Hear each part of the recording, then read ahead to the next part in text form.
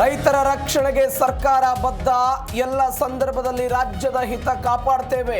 ಯಾರಿಗೂ ಅನ್ಯಾಯವಾಗದಂತೆ ಆಡಳಿತ ಎಂದ ಡಿಕೆ.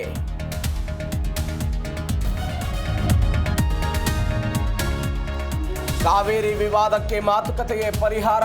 ಕಾನೂನು ಚೌಕಟ್ಟಿನಲ್ಲೇ ಸಮಸ್ಯೆ ಬಗೆಹರಿಯಲಿ.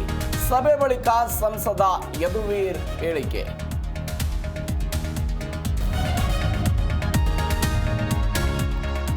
ಮಂಡ್ಯದಲ್ಲಿ ಮುಂದುವರೆದ ಕಾವೇರಿ ಕಿಚ್ಚು. ಖಾಲಿ ಮಡಿಕೆ ಪ್ರದರ್ಶನ ಮಾಡಿ ಪ್ರತಿಭಟನೆ. ಸಂಜೆ ವೃತ್ತದಲ್ಲಿ ಬೆಂಗಳೂರು ಮೈಸೂರು ಹೆದ್ದಾರಿ ತಡೆದು ಧರಣಿ.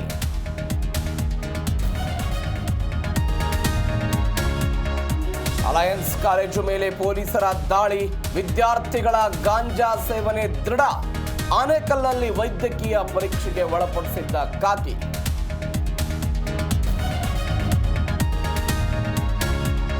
ಮಲೆನಾಡು ಕರಾವಳಿಯಲ್ಲಿ ವರ್ಣಾರ್ಭಟ. ಭಾಗಮಂಡಲ ತ್ರಿವೇಣಿ ಸಂಗಮ ಸಂಪೂರ್ಣ ಜಲಾವೃತ. ಕೊಪ್ಪದಲ್ಲಿ ಹಳ್ಳಿ ಜನರ ಪರದಾಟ.